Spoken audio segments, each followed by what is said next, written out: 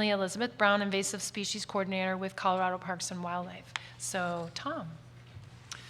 Okay, with this topic, I have a disclaimer to start off. I am not a molecular biologist. I do not know much about DNA, but I do know about how we apply things in the field as far as monitoring and early detection and that type of thing. To lead into and this is going to take a little bit of background to get everybody up to speed on how DNA is used for zebra and quagga mussel early detection. Zebra and quagga mussel early detection methods primarily involve the use of microscopy analysis, and that's using a net, a real fine mesh net, dragging it through the water, and then having a lab technician, a very great person that goes through all these samples and actually looks for that microscopic life stage of mussels. That's one of our main early detection methods. The other early detection methods are putting divers in the water to look for adults, putting substrates out, which is putting something in the water and then picking it up periodically to see if those adult mussels are attached. Those methods admittedly have limitations. I mean, you're looking for a very small snapshot. You don't sample a huge volume of water, but those are the established methods that we currently use for early detection. On the DNA side, so everybody knows what DNA is. It's made drastic leaps and bounds in recent years, in the last 20, 30. It does amazing things. We're understanding more about DNA than ever, and the science is being developed extremely rapidly. And so for forensics, I mean, we can identify to the individual who people are from just a swab of a door handle, that type of thing. So it stands to reason that DNA would be that there'd be a great application for early detection of invasive species. The DNA science has been taken to a place where we're looking for environmental DNA, and in this application, we're taking a water sample and looking for other various species in that sample. Specifically, we're looking for mussels, but currently eDNA is used quite extensively for fish detection, amphibians, that type of thing. And it's been a powerful tool. With mussels are a little different than something like a brook trout detection. I mean, it gets people excited. The potential economic impacts, especially in the West, can be huge. It elevates things to be a lot more political too when we talk about mussel detection. So as the environmental DNA sampling has progressed over time, it started off in not such a great place where some organizations and agencies were collecting eDNA samples. They came back with positive detections, and the information was communicated without closely coordinating with the states. So as a result, a lot of invasive species managers in state programs have a reluctance to embrace environmental DNA. There's been some things that happened in the past that soured people to that idea. It's a lot easier for a biologist like myself to conceptualize an actual organism under a microscope than it is some bands on a gel or DNA results. And so from my caveman mind, I have trouble wrapping my head around what DNA means and what it is. When I can see something tangible, that makes it a lot easier for me. And then when we talk about explaining that to the public, explaining that to politicians, we have, through the Western Regional Panel, developed protocols for labeling mussel-impacted water bodies positive or suspect, and that's based primarily on microscopy analysis. But with DNA, we know that our methods have limitations. I mean, we have to find an actual swimming veliger or microscopic mussel in the water, and is looking for a needle in a haystack in small populations. And you can't deny the fact that DNA would be a heck of a lot easier to find and detect. But then the next question is, how do we explain that? You have a detection of DNA, a positive detection of DNA, and what does that mean? To certain stakeholders or to certain politicians, potentially, they could say, we have a positive water, we have to shut this thing down. And the state of the science now is we, as managers and researchers, haven't had that discussion in the mussel world to say, what does a positive detection mean? And Jon has done some great things in Wisconsin with the Asian carp project, looking at environmental DNA, a very politically sensitive species, and defining that. So I'm going to defer a lot of my time to him because he knows what he's talking about. But the key is, and the more I work through this, it's working closely with researchers to describe what we're looking for and what results mean. And if we can use environmental DNA as a tool, that I can go out there and identify places to look closer and define a positive detection of mussel DNA as something or a piece of evidence that makes us look closer at a location. And we don't run around with our hair on fire saying we've got mussels in this water body. We have evidence that makes us pay closer attention at this area. That's a tool I can use. And I'm hopeful that through discussions like this, we can move the science in that direction. Through the House Bill 622 last legislative session, the Invasive Species Council was compelled to convene a scientific advisory panel for invasive species issues. The first panel was selected to be environmental DNA for mussel detection, which was great, in which Jon was a part of the panel. Really trying to identify where some of those gaps are and steps for us to address to move forward. The Montana Invasive Species Council presented a letter to the Western Governors Association asking for support for what the panel recommendations communicated. So this is a great, I really appreciate the opportunity to come in here and have this discussion. And I think the Western Regional Panel, or the Western Governors Association is a great venue to push this conversation forward. So.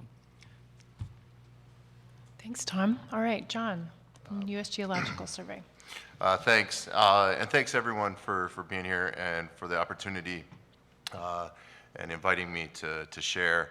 I'm Jon Amberg. I lead a team of scientists that have been developing tools to detect and control aquatic invasive species. I'm based out of La Crosse, Wisconsin, so I'm kind of a ways away from the western states. But a lot of the work that we're doing has direct implications to a lot of the issues that you guys are running into. Most of the work that my team does is focused on the development of molecular tools, taking things that have been developed in the medical industry and then applying them to natural resource management. And one area that we've done a lot of work over the last 8 years has been with environmental DNA. And I'm assuming many of you guys are familiar with eDNA, but I'll kind of give you an overview of what eDNA actually is so that everybody's on the same page. Really, it's a simple concept. It's detecting DNA from an organism in non-biological matrices. So detecting the DNA of, say, a quagga mussel in water, or detecting potentially a fungal spore out of air, or you could detect it as well in soil. And it's a really simple process. All you have to do is go out to a body of water, collect a water sample. You then that water sample could be collected in a variety of different ways. You could collect small little samples, or you could collect a large sample. You then need to just concentrate your sample. When you concentrate it, you're either going to centrifuge it or you're going to filter the water. You take the pellet that you centrifuged or the filter and then extract the DNA from that. It can be done in pretty much any genetics lab in the country. You then, typically what we've done in the past is look at a particular organism. So in Tom's case with Tiber, what we looked at was for zebra mussel and quagga mussel DNA. You then have a suite of markers that you assess, and you look for that particular organism's DNA in those samples. If you get amplification, you then can infer something about that there might be something that's present. It's really generally a pretty simple process. We got into this work, we kind of came into it with the Asian carp.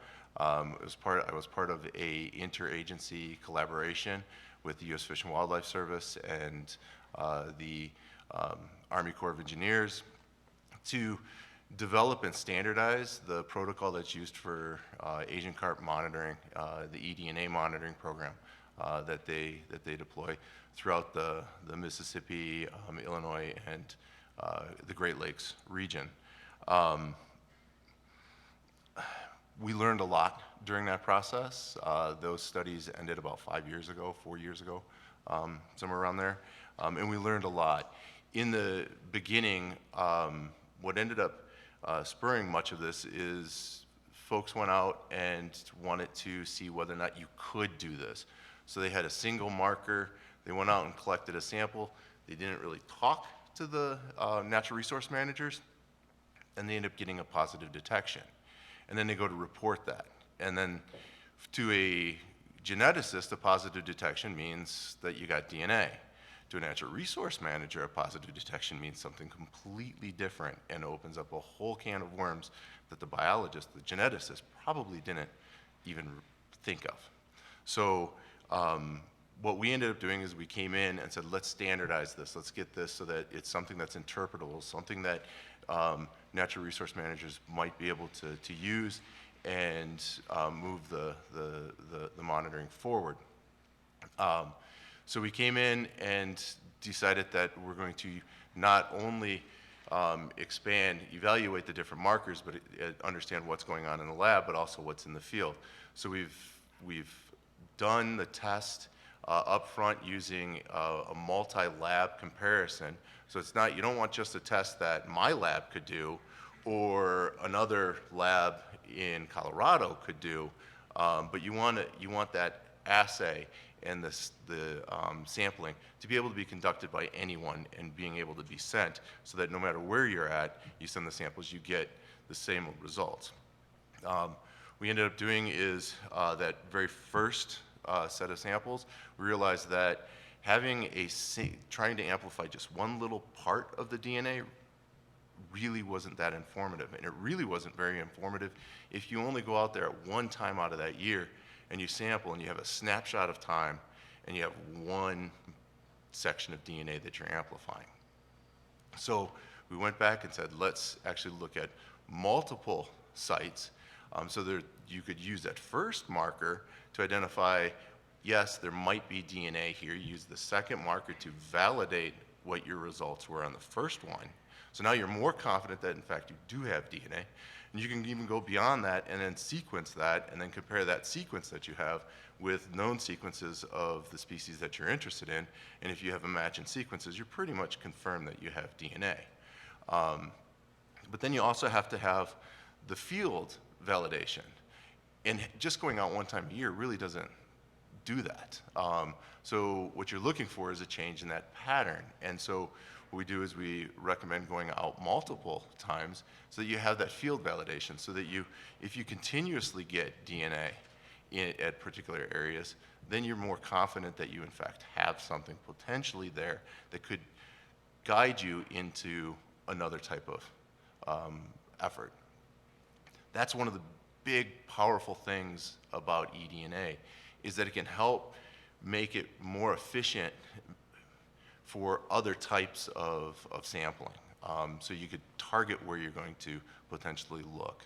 But again, it goes back to with some of the things that Tom alluded to is during this whole process, right up front, you need to have that communication with the resource managers, because if you don't have that communication, having positive detections can cause you a nightmare, and what you end up with is resource managers that might not be willing to really do eDNA, even though it potentially could help, one, save them money, and two, help guide them and target specific areas. I'll use one of the examples of how we've used it. In Wisconsin, the DNR identified a stream that the western clone of the New Zealand mud snail was identified. It was one little section in a blue ribbon trout stream in Wisconsin. And they wanted to survey all of the streams within the area to see if it had spread. And they came to us to see whether or not we would be interested in developing the assay. So we worked with another lab at a university, and we assessed a variety of different markers. We also assessed field protocols. And what we did is we knew where that population was, so we said, okay, let's look where that population is and then go downstream and see how far downstream we get so that we know kind of if you get a detection, how far away you are from that population. And we went up above because what we were told is that there were no New Zealand mud snails up above that particular site. They've checked, there were none. Both labs, the results came back with the markers. We got really great detections around the known bed, and then further upstream in one of our negative sites, we detected a little spike of DNA. And we said, you know, it looks like there might be something there. And like, well, we looked there, and we didn't find anything. And they said, well, we'll go back and we'll take a little bit more thorough look. And lo and behold, there was another infestation. That just happened this year again. Wasn't an invasive, but it was an endangered mussel, and they were sampling over a bed. We got a positive detection up above the bed. We thought, all right, this is, you know, is this problematic? I told them, I said, I think you have something up here. Divers went in, they assessed, and they ended up finding another individual up above in a habitat that they didn't know that they would actually be in. So now they were more confident. But without without using eDNA, we couldn't have actually identified those. So that's the power of eDNA, is that at this time is that it helps you point you in certain directions. You know, in traditional mussel sampling, you know, they run a plankton tow and they screen through the plankton. And you could imagine trying someone actually visually going through those samples and looking for that cross underneath that polarized light. That's time consuming. And depending on how horrible your sample is, how much debris is in it, it could take a really long time. We're doing, we thought, let's take the lazy man's way out, and let's see if we could actually take some of that ethanol, some of that preservative, and screen through those samples to not detect, but prioritize which samples do we want to actually go through first. And we did this with Asian carp, because part of the monitoring program is looking at plankton tows and looking for the carp eggs. And we ended up finding that this method works incredibly well to prioritize your sampling. So when it comes to early detection, spending a year picking through something to finally go to that one sample that has that sample in it isn't really an early detection. But if you identify it right off the bat and you screen and you look through it, then you probably have a lot better chance of detecting it. So. As I said earlier, containment and prevention go hand in hand. So we maintained our prevention program, which meant every boat going in got inspected, and those that came from positive locations or out of state got deconned. So every boat going in, every boat going out, our biggest reservoir, 2 huge marinas, 5 ramps, pretty significant $500,000 a year operation. In 2010 and 2012, we also got eDNA hits at this particular water body. However, still, no villagers, no settlers, no adults. So we were monitoring at the highest capacity, doing those 3 traditional methods. Our partners were still doing the eDNA analysis, and we started to scratch our heads, started going, what's really going on here? And in 2013, as I mentioned in the morning panel, the building consensus effort amongst the Western Regional Panel kicked off. And one of the very first things that we dug into was this listing and delisting. What is a verified detection? How do you respond? How do you communicate? And we started writing all that down and setting those standards. So what the WRP Building Consensus Group decided was that to have a verified detection, you must have a body, you must have an animal, and that identification must be confirmed by 2 independent labs. In the state of Colorado, we took it a step farther. It's really 3 testing. So we have to see the body under the scope. We run PCR to confirm the visual, and then sequencing to confirm the PCR. And based on the new WRP standard in 2014 or 2013, we delisted that water body and stopped that containment program. We still do full prevention, and we still clean, drain, dry everybody on the way out. But it's a much more efficient, less expensive program, and still no mussels today.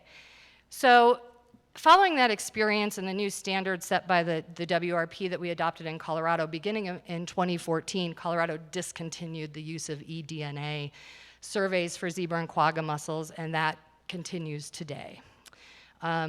We acknowledge that the science has come very far in the last decade, and we are examining ways to see if there is an application for this technology in our state. However, we believe that this is still very much in research mode and is not really an application tool for managers, at least not for us right now. Because of the management responses that are triggered by those detections, we really want to make sure that we have a population out there that warrants that kind of effort. So, and I will say that part of the WRP listing and delisting, there is a classification for an eDNA detected water body. It's called inconclusive. It stands for 1 year. You can, it's an internal classification, so you don't have to tell anybody about it if you don't want to. It's not something that you're required to notify others. What we've learned is that mussels move on boats. A lot of mussels move on boats. And mussel DNA gets shed on boats. Mussels can get trapped in boats pretty easily. When we have highly infested watercraft, it's really hard to get them out. That's why some of us quarantine and impound. I've got that going on right now. We can kill them, but we often can't get them out of the boat with the decontamination protocols without actually having them serviced.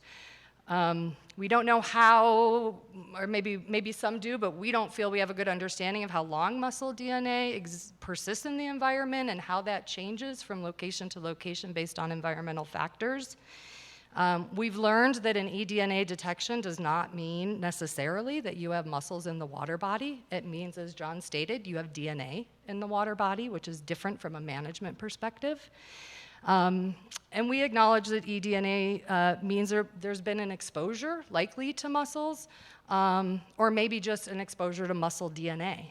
We don't know. So where do we go from here? As I stated, at this time, Colorado is not using eDNA as part of our sampling and monitoring program for zebra and quagga mussels.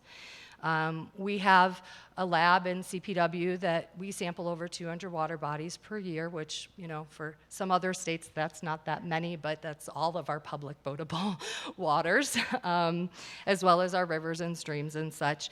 Our samples come in Thursday, and we are completely done identifying them within a week, so we don't have a big backlog in our lab. It's not taking so much time that you're waiting. I mean, it's really very rapid in how our lab operates. It's incredibly efficient, so we're not so concerned about that limitation. So the Western Regional Panel last month at our annual meeting created an eDNA committee because it's clear that this is something that has a lot of interest and there is a lot of knowledge gaps. Colorado will be participating on the committee. We're hoping to create a holistic dialogue about this technology between the research and the managers so that we can kind of create that framework around what do these detections mean, what are ways that we can use eDNA to further our monitoring programs and have confidence in what we're finding and how we're communicating that both to fellow managers and to the public. At this point, we're going to continue to work as a state through the regional panel and work towards some consensus-driven dialogue between the researchers and the managers and see where this science continues to develop and continue examining if there is an application within our state for it. Thank you. Great, thank you, Elizabeth. Okay, we'll entertain a few questions here. So first, I guess I would ask, What are some of the, I mean, I know I heard some of the themes here, but what are some of the lessons that can be learned from some of these recent invasive mussel eDNA detections? I'll start. So Montana did have an environmental DNA detection in Tiber last year. This year we processed more eDNA samples from Tiber, as well as the plankton toads looking for the veligers, and there was no evidence of mussels this season. But last year, information came in that we did have positive DNA in samples in Tiber, and it was unclear at the time what exactly that meant. Myself, as well as my colleagues at Fish, Wildlife, and Parks, really weren't clear on how to respond to something like that. So I think the scientific advisory panel that we convened in April of this year, where we brought Jon in, really outlined very clearly some steps that we can take to improve understanding and communication, I think, is the biggest thing. And communicating expectations, communicating what results mean, and communicating how best to respond to something like that. So that's something that is relatively new, I think, between managers and researchers or people that are doing environmental DNA sampling. We haven't really sat down and talked a whole lot. And I think that opportunities like this, that advisory panel, are great opportunities to kind of start moving that ball forward, so that we're on the same page and can work together to develop this as a tool that we can use operationally for early detection. I would agree with Tom. I think the big thing that was learned during the detections was communication, is making sure that the dialogue between the management and the researchers is open, and there is a continual line of communication. Because if there's any stoppage of that, that ends up causing issues. CSI did us geneticists no favors. For one, DNA doesn't. You don't get to analyze a sample in less than a day. Two, just because you have DNA doesn't mean you committed the crime. It means that you were present within that area at some point. It means that your DNA just got there. It's on a cup. And within Tiber or something like that, that could be the case. It could be that boats are coming in, which just might mean that perhaps maybe a little bit more emphasis on cleaning stations coming in or something like that. It just it helps point you in certain directions. But those are right up front. You have to set those lines of communication, and the technologies come a long way. In many cases, it wasn't too long ago. I'd argue that people are still doing it. I wouldn't recommend it, but people are still using just a single marker out there. And one of the things with a single marker, really good science, is you want to validate your results, and there's no validation in there. It's just a single detection. And that detection could come from a variety of different ways, making sure that you have really sound laboratory practices and you have your controls, and being able to demonstrate what your controls actually are, and then walking the resource manager through the process up front. This is what we're going to be doing, and this is what we're going to, if I'm going to call something a positive, this is why I'm calling it a positive. Because if the resource manager is just thinking of DNA, then my lab, what it does is 2 different markers, and then we sequence. And if it's not 99% identical or higher to the species of interest, I'm not really willing to say that there's DNA in there. And I want to go back and resample to make sure that I get the detection again. That's when I'm going to really call something more of a positive. But you have to have that communication up front. Many folks don't do that communication.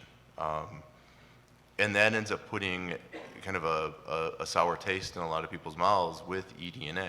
But if eDNA is done correctly, it can be a hugely powerful tool, and it can help direct further efforts. So that's where I think that some of the mussel work is kind of highlighted. I think they said it well. Okay. No additional No problem. comments. You definitely alluded to this, John, and there has been talk of this elsewhere, but should there be a common regional framework or a standard or certain protocols that states could be following related to mussel eDNA detection program? And how should we set those standards?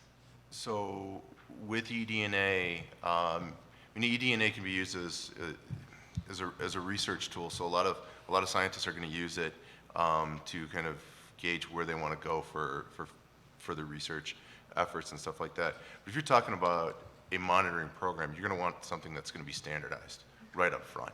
So establish that standardization. So the state of Washington, the state of Oregon, the state of California, whoever, they follow the same procedures.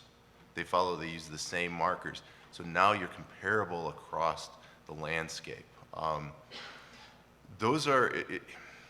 It's costly and it's time consuming to get those standards. I think of it in terms of setting standards for chemical identification in water bodies. You need to develop the protocol, you develop the way that you're going to sample, and you develop the assay, and then you demonstrate that no matter what lab that you give it to, they get the same results as you.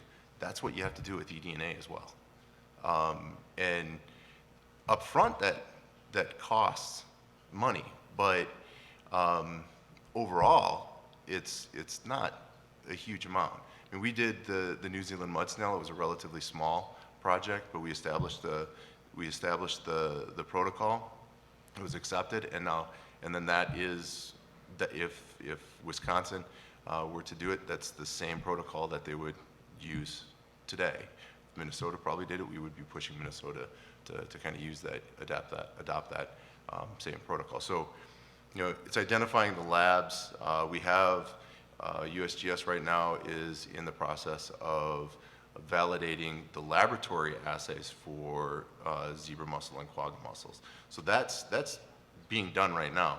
But you also have to do the field component of it, and that's where getting some of the resource managers and some of the field biologists involved. I have a bunch of geneticists that work for me. I've had people tell me that they don't care if they see the sun; they like to be in the lab all day long. So I'm not that way. They're incredibly smart, but when it comes to what actually is going to happen in the field is very different. I think of sampling a water body up here in the Northwest. I did my PhD at the University of Idaho, and I think of going up onto the Clearwater stream. I mean, it's Clearwater for a reason, and collecting water samples. If I want to process 2 liters of water in the Clearwater, that's pretty easy. But now I'm working in the Illinois waterway, which is a completely different water body, and you're lucky if you can get 500 mils of water through a filter. In some cases, I've sampled places where you couldn't get 20 mils of water through a filter. So you have to develop some of those approaches and have not just one sampling, but a variety of different sampling. I think within the U.S. Fish and Wildlife Service, the Quality Assurance Project Plan, the QAP, they have these established protocols that you could use that are acceptable. And that's something that is, I would say, needs to be established. And it takes time, but it's completely doable. Okay, great, thank you. I think it might be interesting for context. Do state, federal, and tribal agencies have different responsibilities and responses to invasive mussel detections, and why? Sorry, it's a bit loaded, but. Yeah, that's a bit loaded. You know, I can just speak for the folks in my state, and we have a couple of different agencies doing monitoring, but they're very well coordinated, I think, within the state of Colorado. And part of that is how our regulations and our law are set up that require that kind of coordination with the state. And then, of course, we work very much in terms of collaboration. So we have a couple of different, you know, MOU type documents in place that assure that everybody's following the same standards and that everybody's decontaminating their equipment between sampling sites and those sorts of things. Yeah, I think it's a little tricky but I would say in my state, the response, depending on who gets the detection, it's fairly synonymous. I mean, it's the same because we are working so closely together with these different agreements and per our, you know, regulatory guidance. So that's something we've really had to work through over time to get to that point. That said, we still run into issues from time to time, and I'll just leave it at that. It's a really tricky thing when you're looking for a needle in the haystack, and you know, based on kind of, I'm just going to segue just 2 seconds, but based on kind of the regional panels discussion and what I'm hearing from the other Western state coordinators is that there is a desire for a standard on both the field and the lab side. And quality assurance is a really big thing that we need to focus on, and that spans the microscopy and the PCR and the sequencing and the eDNA. We've managed to get the field stuff for the traditional monitoring standard set by the WRP last month. Now we're kind of moving into the lab and the eDNA world, but when we put that out, I got a lot of hesitation back. And I heard from a lot of my counterparts in other states that said, why? Why are we, you know, what is the benefit? There's still not a common understanding or consensus in terms of the applications for this technological tool. And so I'm excited for this committee. It's actually chaired by USGS, and there's some amazing folks on that committee, because the first step is really to try to get everybody under the same knowledge. We're not there, so we don't have the agreement yet to do the standards work, at least from my perspective, because that takes a lot of work. It took us 1.5 years to get the field part done. And just briefly on the response side, we had a great response exercise funded by Fish and Wildlife Service and Pacific States Marine Fisheries at Flathead Lake this fall. Time goes by. It's been a long fall. But it was a unified command with Confederated Salish Kootenai tribes. Eric and Jermaine White were involved, and it was just a great opportunity to kind of walk through, and with Flathead Lake being a joint jurisdictional water body with the tribe and the state, going through that process. I think in general it would be, the response would depend on the location, but that was a great example of working together with the tribe to figure out how collectively we would respond to an issue like that. Thanks. Okay, I believe this is probably focused more at Jon, but others can answer, and it's just the idea of false positives when it comes to eDNA is definitely a contentious conversation, it seems. So maybe just talk about that a little bit, but really that context for how do you incorporate some of that, that we admit that false positives show up actually in multiple techniques that we're using, but how do we incorporate that into eDNA decisions when we're talking about false positives? All right, to start, I really don't like the term false positive. Let's do weak positive. And the reason is, typically when I think of a diagnostic tool, you're talking about detection and a false positive of the detection. So when there's something that, you know, by definition, a false positive is detecting something that is not actually there. And with the DNA, if you are going through the process of actually sequencing it, your DNA is there. You've just sequenced it. You know that it's there. So it's actually a positive, but it may be not a positive for the field. And that's where I think that that's the communication thing is. I'm coming at it as a molecular biologist saying, well, DNA's there, it's positive. The resource manager is saying, there's no mussels, or we haven't seen any mussels. You know, eDNA really hasn't been around very long. We're talking, you know, less than 15 years. And, you know, in the grand scheme of the development of the tool, I worked with a colleague down in Arizona, and he, in essence, he wrote the book on the methods for traditional fisheries through the American Fisheries Society. And I asked him the question, you know, how long have you guys been electrofishing? And he's like, 50, you know, the first publication came out back in the 50s. I was like, are you still refining that?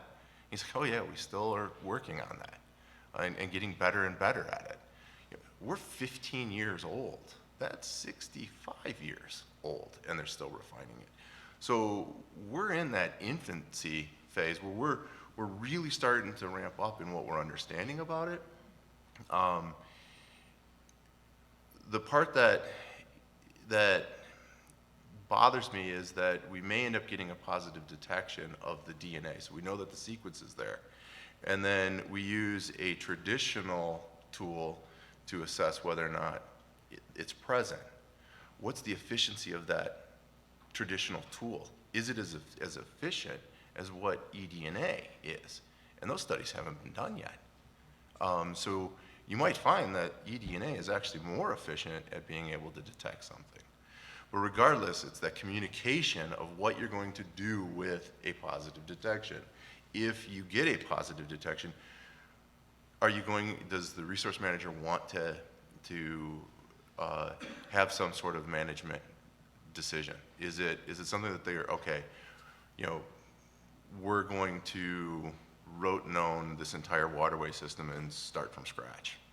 You know, that might not be the case. That might not be an appropriate response, or it may end up being an appropriate response. But that's ultimately up to that resource manager. You know, the communication of what a positive DNA detection means in terms of a live organism. You know, there's a variety of different ways that DNA can get into that system. You know, as Elizabeth alluded to, boats move a lot of mussels, a lot of DNA. In the Chicago waterway system with Asian carp, you know, they detected DNA in up above the electric barrier that's supposedly keeping fish out, and in that system, you have barges that move from carp-infested water to above the barrier. So it wouldn't be, you know, a surprise that they actually move some DNA across. That's the potential. But that positive detection from the lab,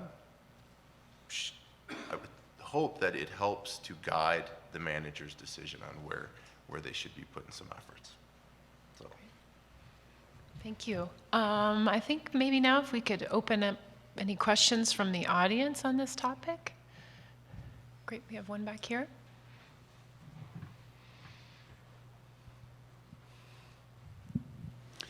So I'm Chip Weber. I'm the forest supervisor on the Flathead National Forest, AKA one of those pesky resource managers that you have.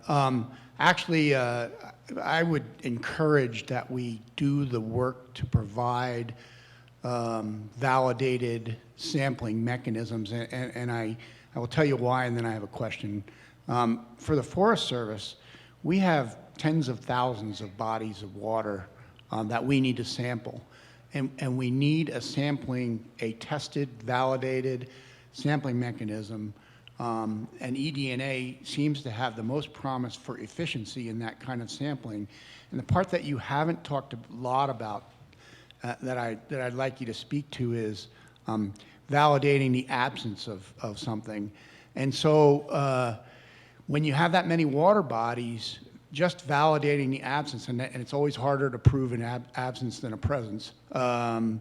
If you can develop protocols that will give us, and in science there's never certainty, there's just a higher percentage of belief. The statistics get better. But if we could get to something where we would say, okay, we don't need to focus on these 900,000 bodies of water, but these 3,000 bodies of water we need to focus a more intensive sampling regime on. That's what we need when we talk about economies, because we can't afford to do the sampling otherwise. The other thing, when we went to the Flathead Biological Station, they're doing a lot of work with eDNA. I realize that this symposium, this meeting is around invasive species, but we have management questions around every species. And they talked a lot about the promise of being able to sample, and it matters to us if a lynx has walked through something, and it costs a lot to put out a hair snag. And so I guess that's my encouragement, is to get to the point where we can trust the science and also trust the field sampling mechanisms that can give us a false, or can give us a negative presence or a presence of the DNA at least, so then we can go to more expensive but more intensive sampling mechanisms, or to refine eDNA to the point where it can, it answers the question that it is the best answer to the question. So I'd like you to speak a little bit about sampling for absence as well as presence. That's sort of my question behind my speech. So to answer your question about absence, it's virtually impossible to actually be absolutely 100% certain.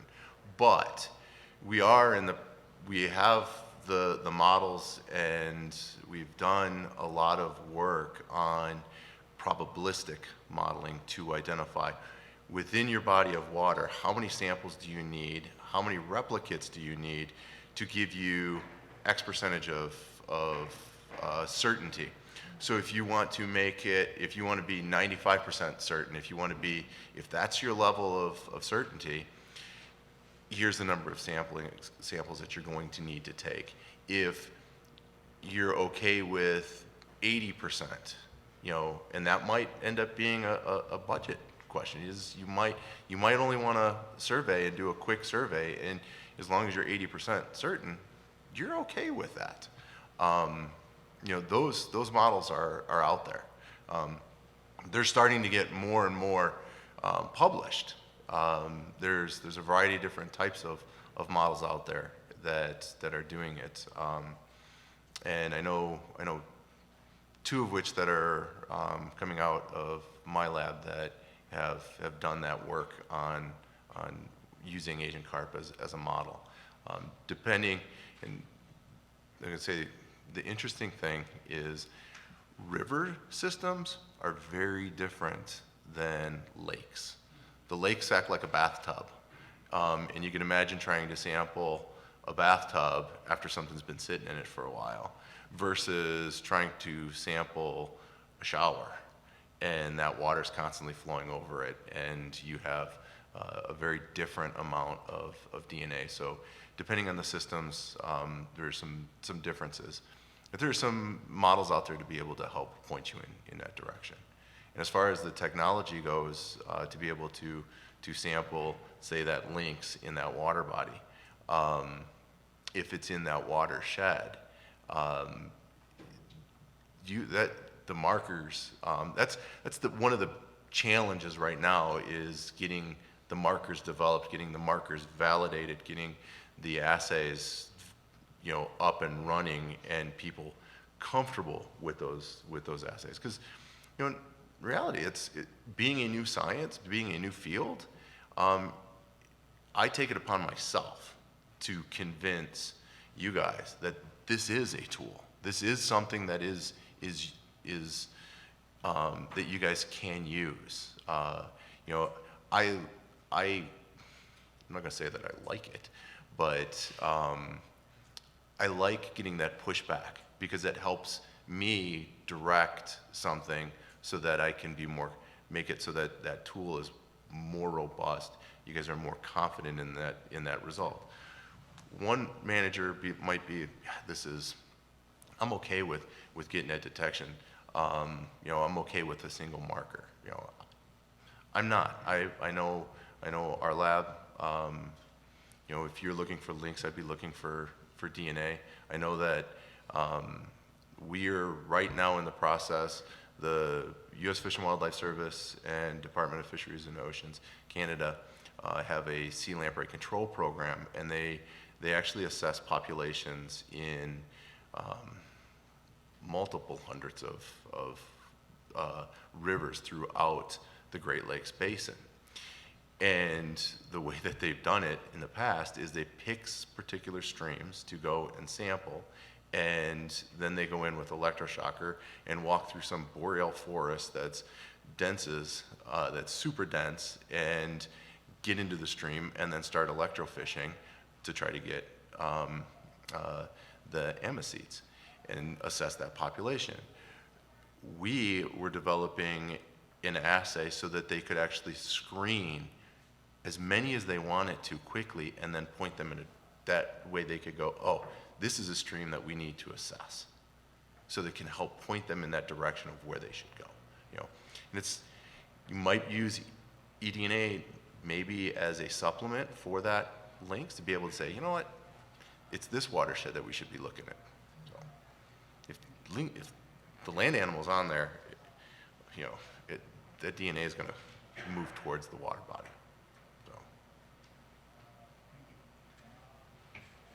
Do we have, we do have another question.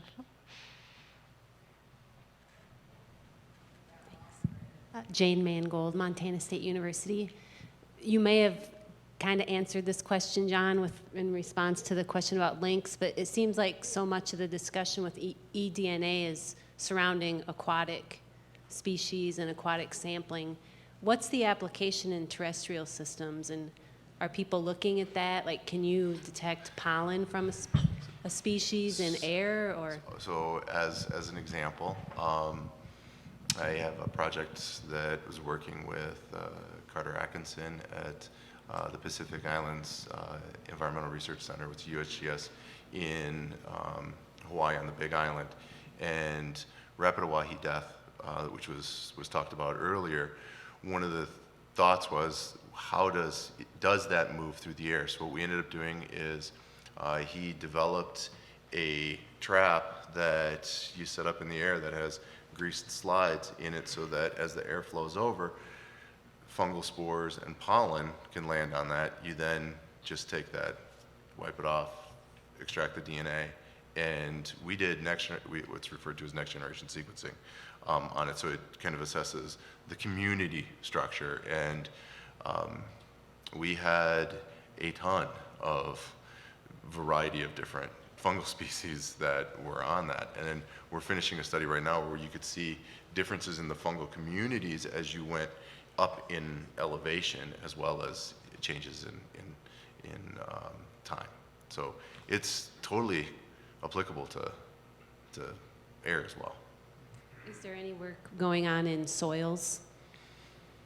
Yeah, that's actually where eDNA comes from. eDNA is not really a new thing. What they've done in the past is back, I want to say almost 30 years ago, probably, at least, well, yeah, almost 30 years ago, they would go and collect water or soil samples and then look for a species in soil. So that's been going on for a long time. Someone just got the bright idea of going and checking the water, and then we've decided, hey, let's go up into the air, and it works. So. Well, we have completed this hour on eDNA. Thank you to our panelists on this topic.